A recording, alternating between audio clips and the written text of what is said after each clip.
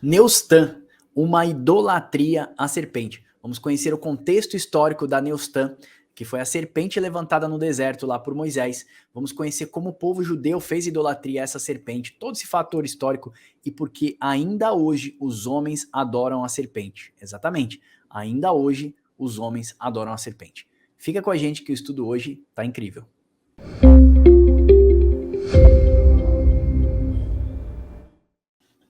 Hilber, parece que até os nossos dias os homens ainda adoram a serpente. Esse estudo eu acho que vai mexer com a cabeça das pessoas. Esse é o nosso intuito aqui, fazer as pessoas fazerem uma boa reflexão do que nós temos aprendido, né, Hilber? Sim, verdade, verdade. E a gente entende que serpente e evangelho eles são ali opostos, né? Então a gente vai entender como que seria essa idolatria da serpente no nosso tempo atual. Maravilha. Na descrição desse vídeo você vai poder fazer download desse e-book que está incrível. Eu vou até compartilhar já a tela com vocês.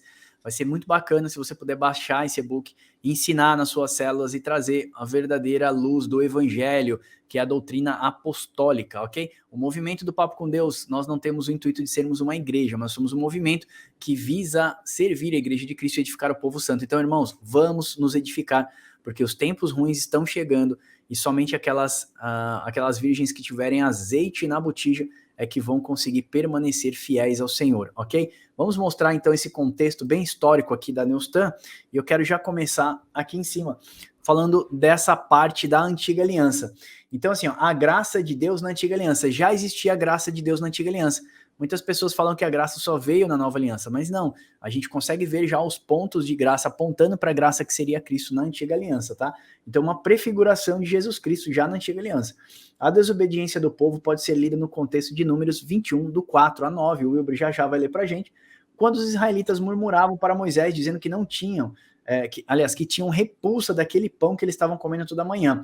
Então eles falavam contra Deus e contra Moisés, lembrando-se, né, do Egito e alegando terem uma vida farta no Egito. Wilber, lê pra gente esse contexto de Números 21, só pra gente, do 4 ao 9, só pra gente mostrar para eles essa questão do povo murmurando referente ao maná que eles estavam recebendo de Deus.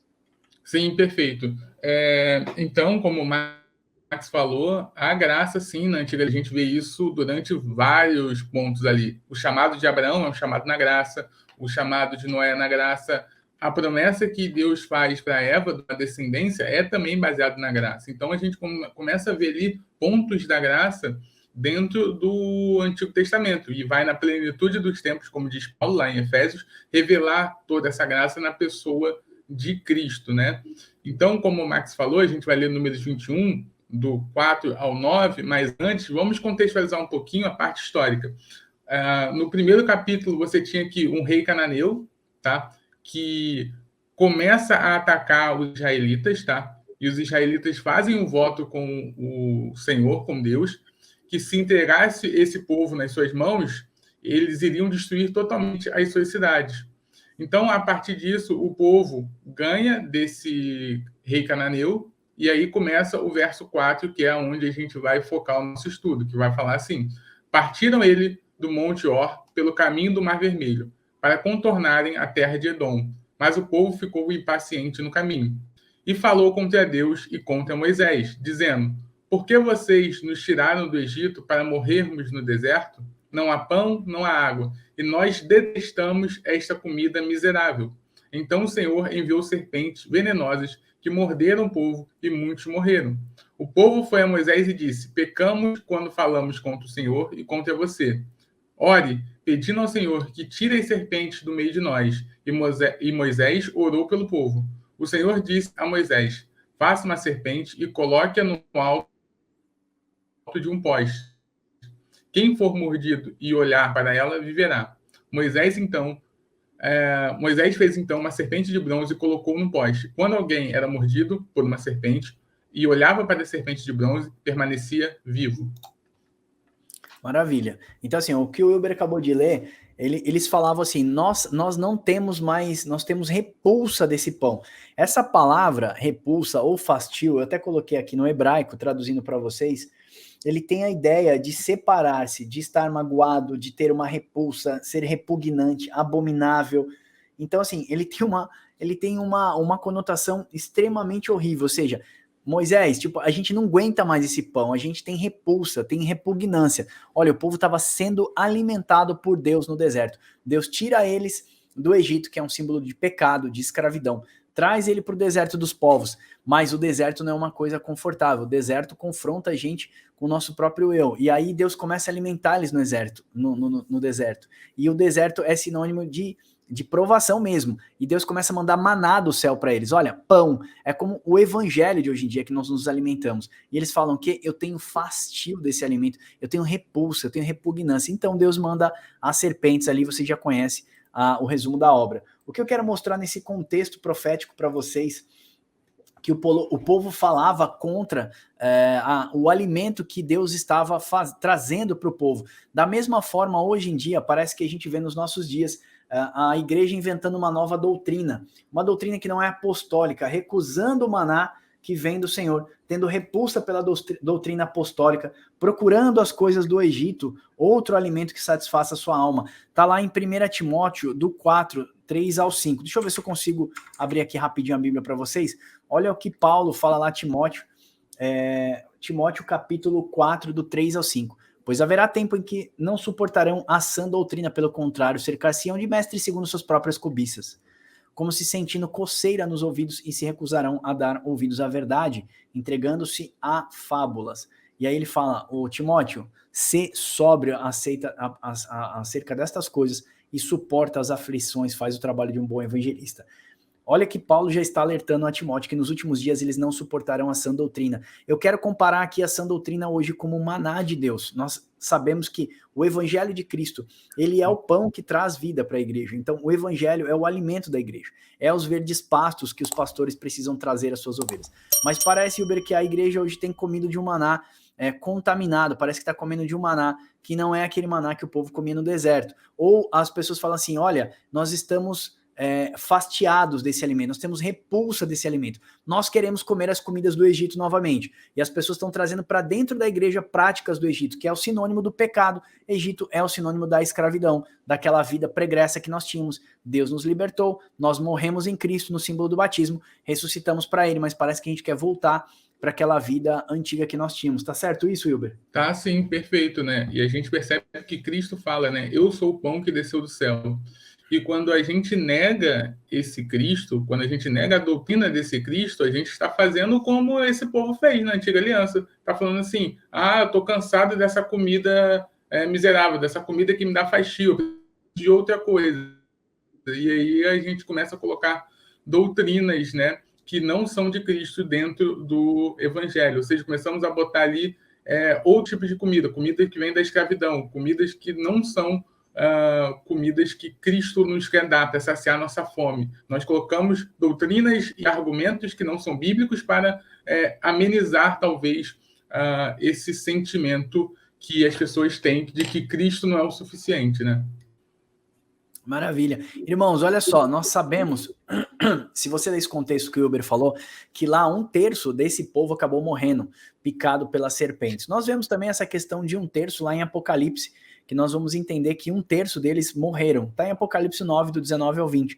A força dos cavalos estava na sua boca e na sua cauda, porquanto a sua cauda parecia como serpentes, está lá no Apocalipse, ó. E também tinha uma cabeça e com ela causava danos. Os outros homens, aqueles que não foram mortos por esse flagelo, não se arrependeram das suas obras, das suas mãos, deixando de adorar demônios, ídolos, prata, ouro, cobre, ou seja, está falando aqui de riquezas.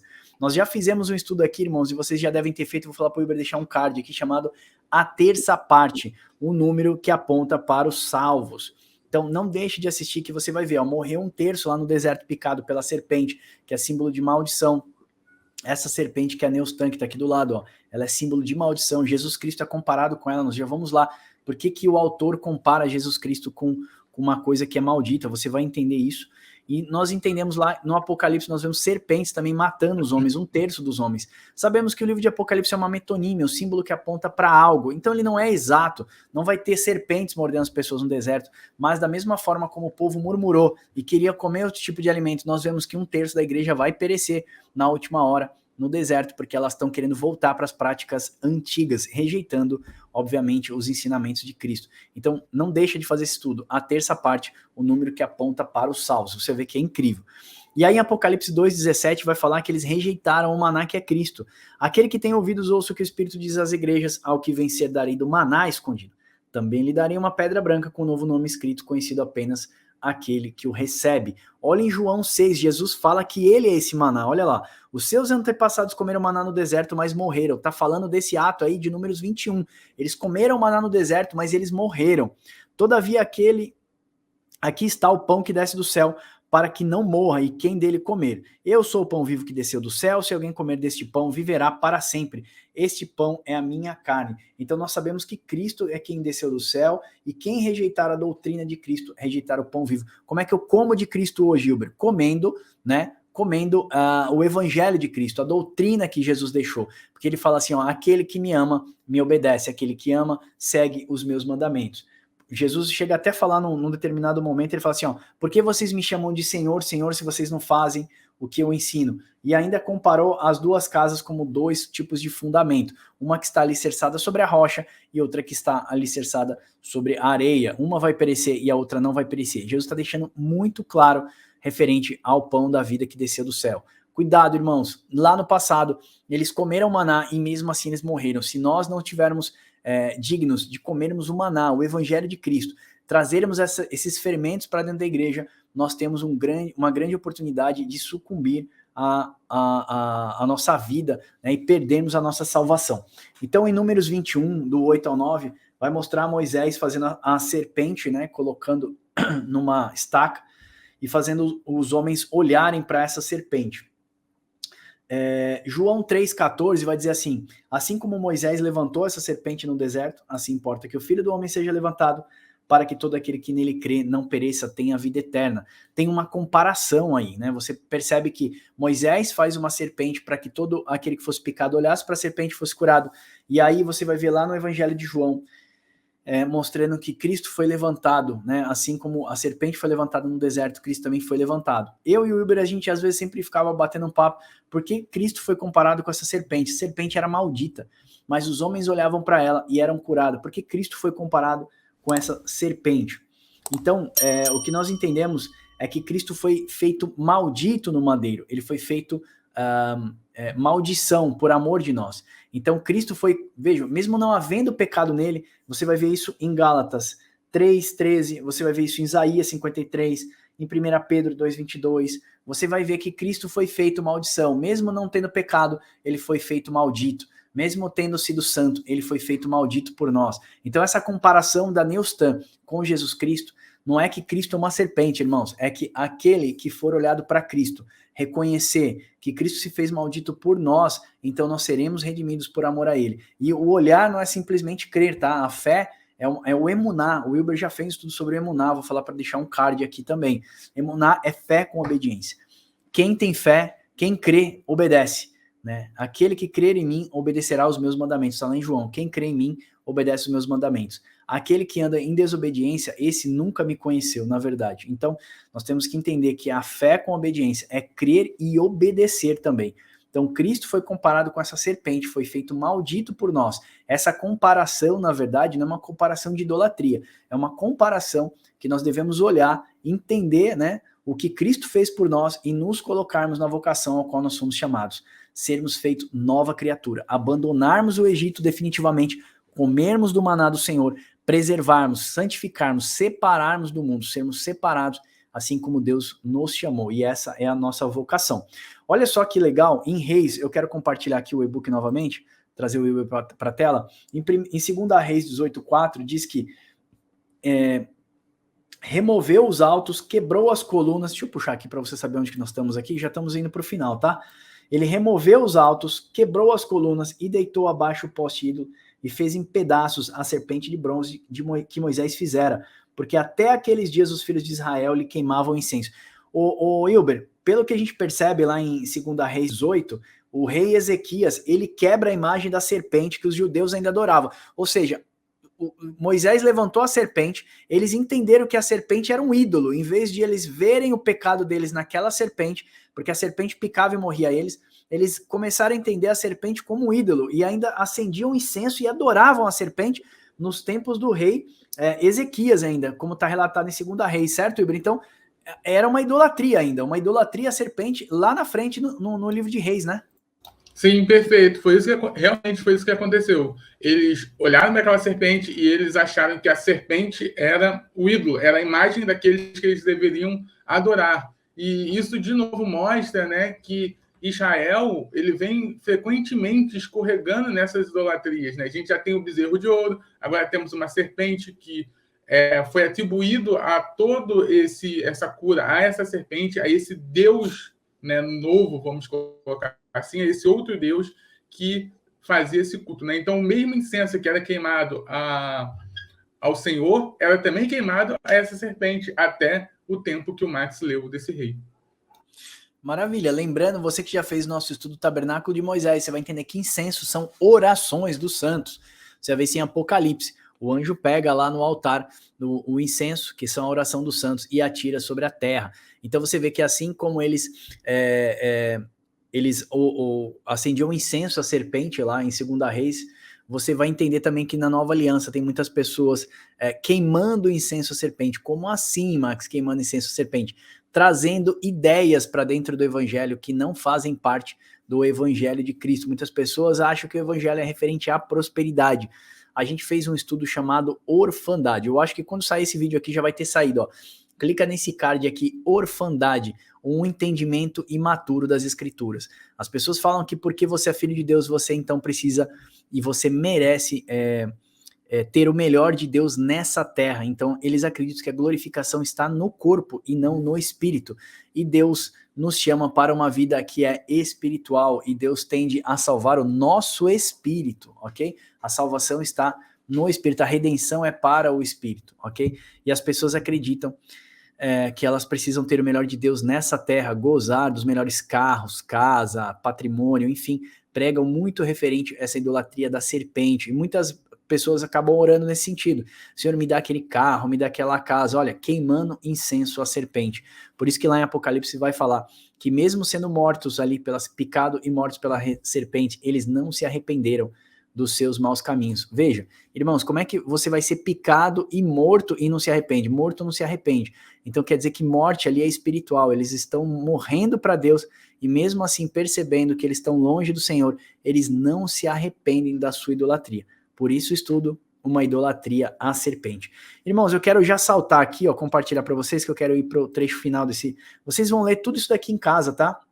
Eu peguei esses trechos de Números, João, Reis, Isaías, Gálatas, 1 Pedro, Filipenses, conectando tudo com a serpente. E eu queria que você lesse esse quadro aqui referente à serpente, você vai entender lá na sua casa. E eu quero trazer a gente para uma exortação final aqui para a igreja. Ainda hoje, irmãos, nós vemos os homens adorando a serpente quando eles rejeitam o maná que Deus enviou do céu. Qual que é o maná que alimenta a igreja hoje? O evangelho de Cristo, ok? Nós somos ovelhas sendo levadas a verdes pastos e acredito que a maior parte dos ministros precisam levar a igreja a verdes pastos. O verdes pastos é o evangelho de Cristo. Assim como os judeus queriam voltar a comer as coisas do Egito, o mesmo modo os homens têm procurado alimentos do mundo para alimentar e saciar a sua alma. Se tornaram avarentos, jactanciosos, cercaram-se de mestres segundo as suas próprias cobiças, entregaram-se às suas fábulas, 2 Timóteo 4, do 3 ao 5. O que acontece hoje é que parece que o homem precisa saciar a sua carne e não a sua alma. O homem está focando demais nos prazeres carnais e por conta disso eles precisam trazer novamente as práticas do Egito. Lembra o murmúrio do pessoal lá em Números 21? Olha, nós estamos fastiados, nós não aguentamos mais, temos repulsa desse maná que desceu do céu aqui, que o Senhor está dando para a gente. Queremos voltar a comer as comidas lá do Egito. Olha o que o povo falou. E a mesma coisa está acontecendo hoje. Então eles introduziram alguns espíritos do anticristo dentro da igreja, como por exemplo, a teologia do coach, a teologia da prosperidade, a falsa, a graça libertina. 1 Judas 1,4. Judas chama essa graça de uma graça libertina, dissimulada e maldita. É o espírito do anticristo dentro da igreja. E você vai ver tantas outras teologias do dinheiro, teologia do bem-estar, o antropocentrismo, músicas que fazem você se sentir o centro do coração de Deus, dizendo que Deus vai te honrar, que Jesus Cristo morreu na cruz para honrar você. Não tem nada referente, a morte de Cristo não tem nada referente a honrar você, mas sim te dar uma oportunidade, uma chance de alcançar a salvação através do sacrifício de Cristo.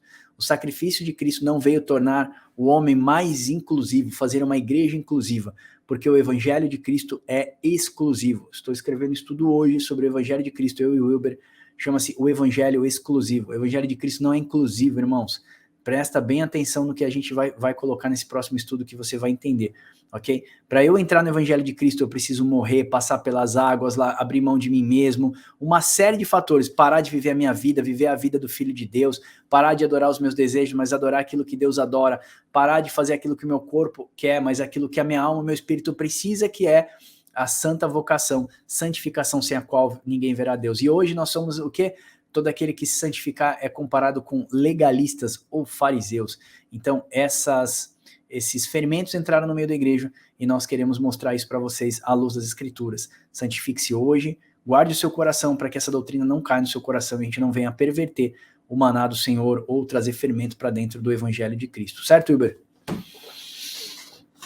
Certo, é exatamente isso, né, Max? Então, a gente tem que tomar cuidado com essas doutrinas, temos que tomar cuidado com o Egito, de não levarmos o Egito na nossa bagagem, né? Porque às vezes a gente nem percebe, né? A gente está ali vivendo a vida e chega num dia no cotidiano que a gente começa a perceber que algo não está muito legal, a gente percebe, caramba, eu estou trazendo o Egito comigo. Isso às vezes acontece inconscientemente. Por isso que oração, vigiar e sempre ter um contato com a palavra de Deus vai ajudar a sempre estarmos atentos a esse tipo de situação. Amém. Irmãos, ó, você pode fazer download aqui ou aqui, ó, tô deixando o link aqui embaixo para você, ó, mais de 170 e-books como esse, papocomdeus.com.br/estudo, tudo gratuito. Lá no nosso site você pode fazer mais de 16 cursos gratuitamente, o Evangelho de Cristo que Deus nos entregou, e essa missão que Deus nos entregou é fazermos projetos gratuitos para edificar a igreja. Então não perde tempo não, vai lá no nosso site, baixa todo esse material gratuito. Se você gostou do nosso vídeo, dá um like. Se você acha relevante, encaminha para mais uma pessoa, compartilha esse movimento do Papo com Deus. Aliás, vem fazer parte da família Papo com Deus. Uma pessoa escreveu lá nos comentários bem legais assim, e eu tenho orgulho de fazer parte da família Papo com Deus. Eu fiquei muito feliz, isso alegra muito o nosso coração. São diversos testemunhos. E se você também quiser fazer parte desse projeto, sendo um dos gerentes do Papo com Deus, nos ajudar a manter esse projeto, nós temos aqui Teologia para Surdos, que é o libras.papocomdeus.com.br. A gente leva teologia para surdo, todo o nosso conteúdo é gratuito, então entra no nosso site lá, papocomdeus.com.br/gerentes, e você pode se tornar um mensalista e nos ajudar a levar esse evangelho mais longe, não só no Brasil, como Angola, Moçambique e também Portugal, que a gente já aportou por lá também. Amém? Deus abençoe vocês e até o próximo Papo com Deus.